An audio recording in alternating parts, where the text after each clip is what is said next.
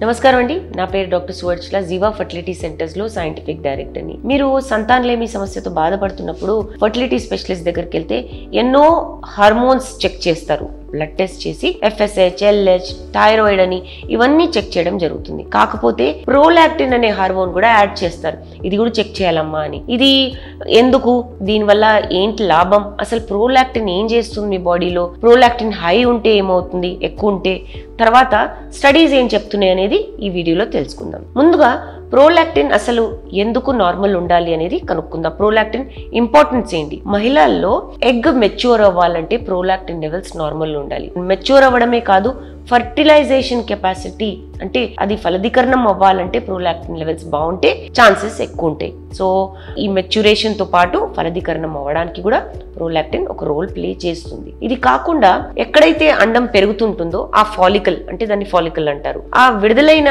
Follicle విడుదలైన తర్వాత ఆ ఫాలికల్ ని కార్పస్ లూటియం అంటారు. ఈ కార్పస్ లూటియం ప్రొజెస్ట్రాన్ అనే హార్మోన్ రిలీజ్ చేస్తుంది. ఈ ప్రొజెస్ట్రాన్ ఎండోమెట్రియం గర్భసంచి పొర మీద ప్రభావం చూపించి రక్త ప్రవాహం పెంచి ఇంప్లాంటేషన్ అంటే పిండం అతకడానికి ఛాన్సెస్ ఇంక్రీజ్ చేస్తుంది. ప్రోలాక్టిన్ లెవెల్స్ నార్మల్ ఉంటే కార్పస్ లూటియం బాగా పనిచేస్తుంది, ప్రొజెస్ట్రాన్ బాగా రిలీజ్ అవుతుంది, ఎండోమెట్రియం గర్భసంచి పొర కూడా బాగా రిసెప్టివ్ గా అంటే ఎంబ్రియో వచ్చినప్పుడు అతుక్కోవడానికి అక్కడ వాతావరణం అనుకూలంగా ఉంటుంది. ఇది కాకుండా బ్లాస్టోసిస్ట్ అంటే ఎంబ్రియో 5 రోజులు పెరిగిన తర్వాత దాన్ని బ్లాస్టోసిస్ట్ అంటారు. ఈ బ్లాస్టోసిస్ట్ అక్కడ అతకడానికి కూడా ఛాన్సెస్ ఎక్కువ ఉంటాయి. ఎండోమెట్రియం గర్భసంచి పొరకిను పిండంకి క్రాస్ టాక్ అనేది ఉంటుంది, అంటే సిగ్నల్స్ ఇచ్చుకుంటాయి అనమాట, సింక్రోనైజేషన్ అంటారు. ఇది కూడా ప్రోలాక్టిన్ లెవెల్స్ బాగుంటే ఛాన్సెస్ కూడా చాలా బాగుంటాయి. కణాల గురించి కూడా చెప్పుకోవాలి. ఆడోళ్లలో ప్రోలాక్టిన్ లెవెల్స్ నార్మల్ ఉంటే మొటిలిటీ తక్కువ ఉన్న స్పర్మ్స్ కూడా గర్భసంచిలో ఎక్కువ రోజులు సర్వైవ్ అవుతాయి అనమాట. So prolactin levels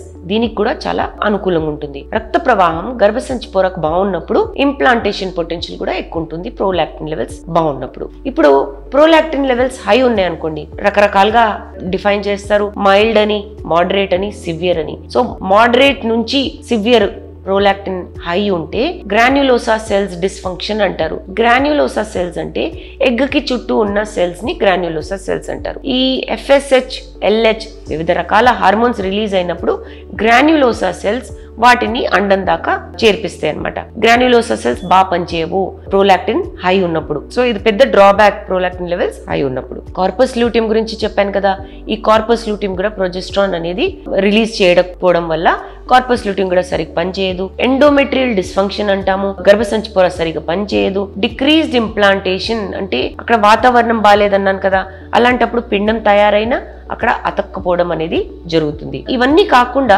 prolactin levels high ఉన్నప్పుడు బ్రెయిన్ నుంచి GnRH హార్మోన్ అనేది రిలీజ్ అవ్వదు. దీనివల్ల follicle stimulating hormone, luteinising hormone, ఎన్నో వీడియోస్ లో దీని గురించి చెప్పాను. ఈ 2 హార్మోన్స్ కూడా కరెక్ట్ గా రిలీజ్ అవ్వవు. అందుకనే పీరియడ్స్ ఇర్రెగ్యులర్ గా ఉండడము లేదా అండం సరిగా విడుదలవ్వకపోవడం అనేది చాలా కామన్ ఇష్యూ ప్రోలాక్టిన్ హై ఉన్నప్పుడు. సంతానలేమి సమస్య ఒక కామన్ ప్రాబ్లం అయిపోయింది ఇప్పుడు. కానీ కారణాలు ఎన్నో కావచ్చు. ట్యూబ్స్ బ్లాక్ అవ్వచ్చు, ఎండోమెట్రియంలో ఫైబ్రాయిడ్స్, ఎండోమెట్రియోసిస్, PCOD కావచ్చు. కానీ స్టడీస్ ఏం చెప్తున్నాయంటే 50 to 80% యంగ్ పాపులేషన్ లో సివియర్ లేదా మోడరేట్ ప్రోలాక్టిన్ హై ఉంటే ఇన్ఫర్టిలిటీ ఒక కారణం కావచ్చు.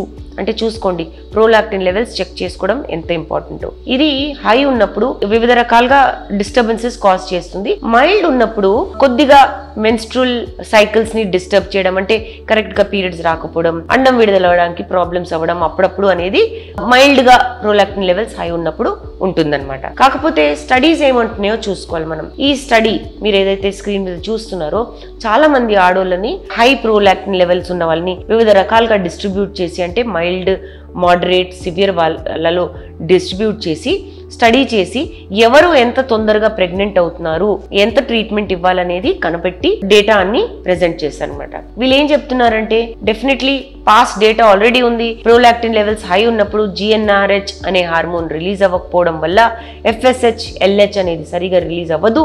ఈ పేషెంట్స్ లో పీరియడ్స్ రెగ్యులర్ గా ఉండవు, అండం సరిగా రిలీజ్ అవ్వదని ఈ పేపర్ గట్టిగా చెప్తుంది. ఇది కాకుండా 20 నుంచి 44 వయసులో ఉన్న పేషెంట్స్ లో ఎస్పెషలీ సంతానలేమి సమస్య ఉంది, తర్వాత రీకరెంట్ మిస్క్యారేజ్ అంటే ఊరూరికే ప్రెగ్నెన్సీ లాస్ అవ్వడం కూడా ఉన్నప్పుడు వీళ్ళు ఏం చూస్తున్నారంటే ట్రీట్మెంట్ ఇచ్చి, వివిధ రకాల ట్రీట్మెంట్స్ ఉన్నాయండి, ఆ ట్రీట్మెంట్ ఇచ్చిన తర్వాత దాన్ని నార్మల్ చేయడానికి 2 to 5 months 2 నుంచి 5 నెలలు పడుతుంది. నార్మల్ అయిన తర్వాత 3 నుంచి 7 నెలల్లో మీ అండం విడుదలవడం నార్మల్ అవుతుంది. అంటే ఓవులేటరీ డిస్టర్బెన్సెస్ ఏవైతే ఉన్నాయో, అండం విడుదల అవ్వకపోవడం, రెగ్యులర్ గా అవ్వకపోవడం 3 నుంచి 7 నెలల్లో రెగ్యులర్ అయిపోతుంది. తర్వాత ఈ పేషెంట్స్ లో 3 నుంచి 17 నెలల్లో ప్రెగ్నెన్సీ రావడం అనేది చూసారు. సో ఉట్టి ప్రోలాక్టిన్ డిస్టర్బెన్సెస్ ఉంటే కంగారు పడకండి.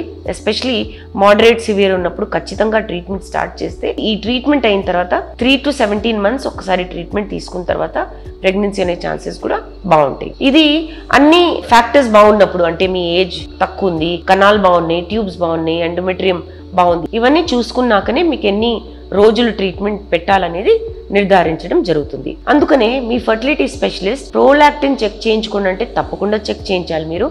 అండ్ హై ఉంటే ట్రీట్మెంట్ తీసుకోండి తప్పకుండా. వాళ్ళు ఎన్ని నెలలు పెడతారో, ఎన్ని వారాలు పెడతారో దాన్ని బట్టి మీకు ఫర్టిలిటీ ఛాన్సెస్ అనేవి ఇంక్రీజ్ అవుతాయి. దీని గురించి ఇంకా వివరాల కోసం తప్పకుండా జీవా ఫర్టిలిటీ సెంటర్స్ కి విచ్చేయండి. Thank you. చాలా థ్యాంక్స్ అండి మా వీడియోస్ చూస్తున్నందుకు. మరిన్ని ఇలాంటి ఇంట్రెస్టింగ్ వీడియోస్ కోసం మా ఛానల్ని తప్పకుండా సబ్స్క్రైబ్ చేయండి. Thank you.